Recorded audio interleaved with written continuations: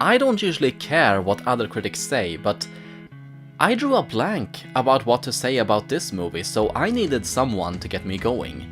Cinema Slayer described Wendigo Falls as a found footage film made for fans of found footage, and I see where he's coming from when he says that, but at the same time I wonder if he gets enough sleep.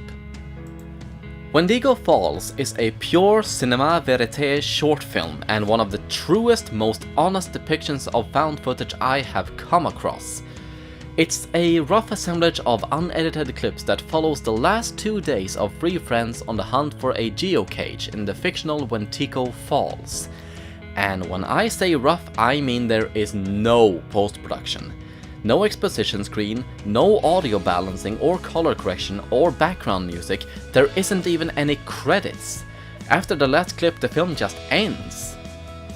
Basically it's shot and edited to look like it could be real, but that's not enough to make it a good found footage film.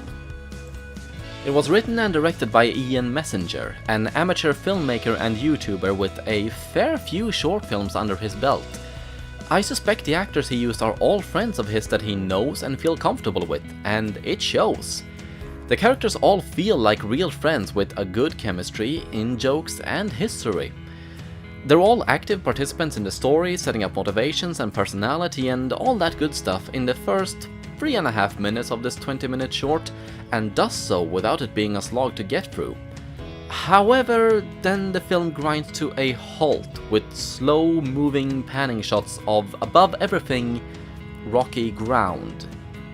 I think Messenger was trying to build suspense in doing that, but it didn't work because I had yet to be given a reason to feel suspense other than knowing it's supposed to be a horror movie. Eventually the supernatural is introduced, and I don't know enough about Native American legends to really know the context for a lot of what happens. There were many influences from some of the greats of found footage like Slender Man and Paranormal Activity, but given a Native American twist that may or may not be appropriate, but it didn't frighten or intrigue me. The girl gets up to stare at her boyfriend at night. Landmarks appear and vanish when they leave frame. All theoretically unnerving, but it mostly seemed random and senseless. On occasion they come across human remains, and those moments I found intriguing because I wondered what would come of it, but it didn't really relate to anything other than work as a signal that something was about to happen. And the scare was usually far less unnerving than coming across a corpse. My favorite moment was the altar at the magically appearing overpass, because it was a pretty damn unnerving setup that I would be frightened of if I came across it in real life, but not only doesn't the cameraman react as if it's real life, the coming horror is far less frightening than that. No offense to Messenger, as it's a pretty cool suit he cobbled together for the film, but the actor looks nothing whatsoever like a real creature. They look like someone dicking around in a Halloween costume, and I would just kick them in the intersection and laugh before I felt frightened.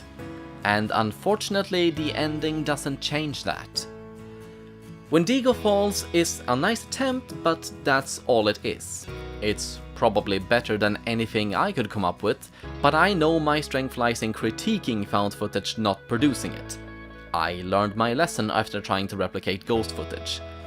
I sentence Wendigo Falls to a 3 on a scale of 11.